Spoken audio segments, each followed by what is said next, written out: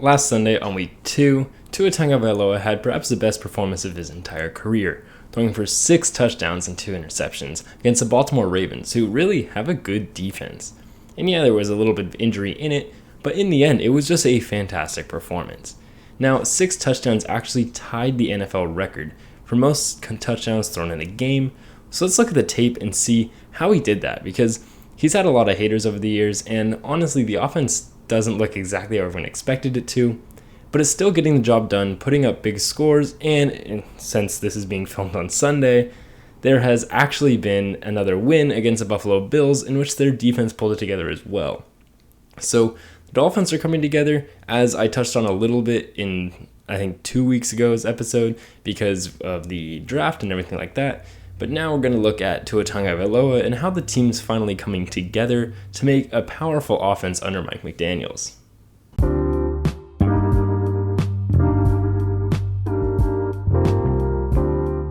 What's up, guys? I'm Tyler Coker, and I'm your host for today's episode of Today with Tyler. I hope you enjoy.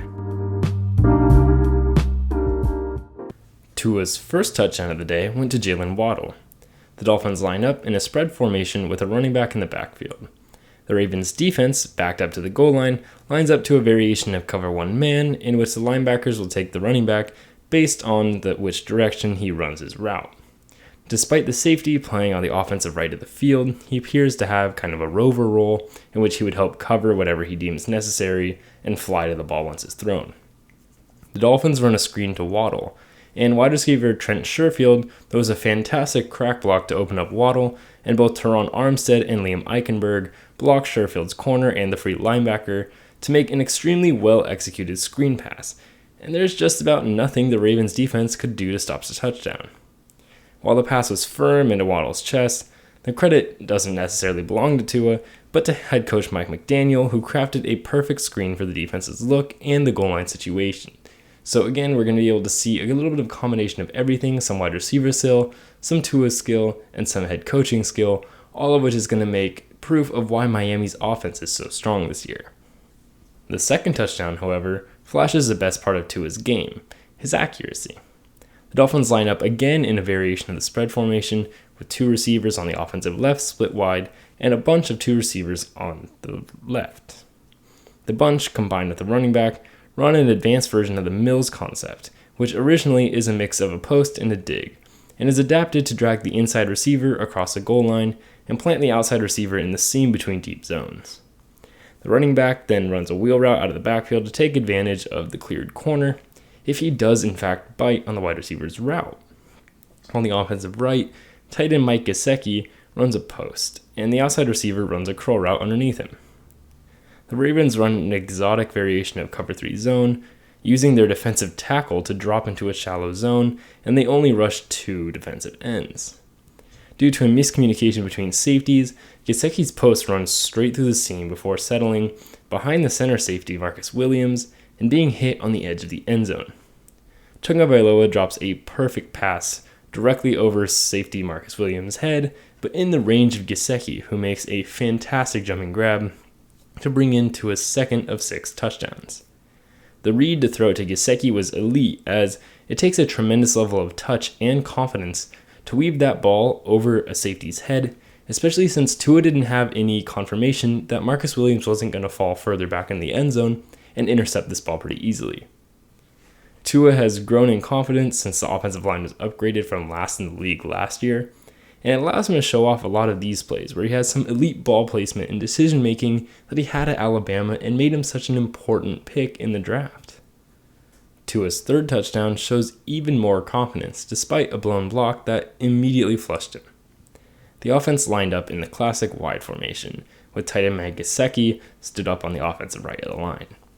The sole receiver on the left runs a curved post route, and the offense on the right runs a variety of a shallow goal line routes meant to get open.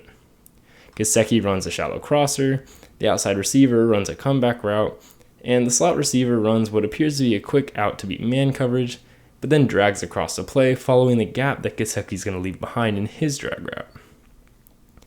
The concept is introduced to allow Tua to make a pre-snap read, in which he picks which matchup he likes best and immediately hits that receiver with quick man beaters, since The Ravens are running man coverage, and it's pretty obvious. The Ravens run a mixed coverage, in fact, including their linebackers, with man coverage from the corners, but a single safety up top and zone coverage from the linebackers, meant to take away shallow crossers or easy completions across the field that would be unbelievably easy for Tua Tagovailoa. Offensive line immediately collapses due to Connor Williams' complete miss on his block, and Tua is left spinning his way out of a devastating sack at the goal line. He does so and flushes out of the pocket while running and keeps his eyes up and is able to spot number 85, wide receiver River Crocraft, streaking through the hole left by Mike Gesicki, exactly how it was decided. Tua makes an extremely athletic throw while sprinting to hit Crocraft, and while Tua's initial read was to hit the single post on the left of the formation, he was able to adapt due to that pressure immediately from the nose tackle and scored a touchdown on a play that could have been scrapped as a 5 to 7 yard loss as a sack, but instead turned into a plus play. Tua's fourth touchdown came at the hands of new addition Tyreek Hill. The Dolphins are again in a spread formation with Tyreek as the sole receiver on the offensive right. He runs a simple go route, and the left side of the formation runs another variation of the Mills concept, with two digs run at different depths, and Mike Gesicki run a quick out underneath the digs to take advantage of the corners and add conflict if there's some sort of zone coverage look. The Ravens do in fact run a cover 3 zone look, rotating Marcus Williams down to a shallower zone to protect the seam, and moving rookie Kyle Hamilton to the deep middle of the field. They also blitz two players in the offensive strength of the field, hoping to overload the line and get Tua before he can get out of the pocket and get the ball out of the pocket. The blitz is picked up extremely well, and all it takes is a little pocket movement to allow Tua to shoot the ball over the defense of Tyreek Hill. But how did he get so open? Well, first, Marcus Peters flips his hips extremely late and gets just burnt by Tyreek.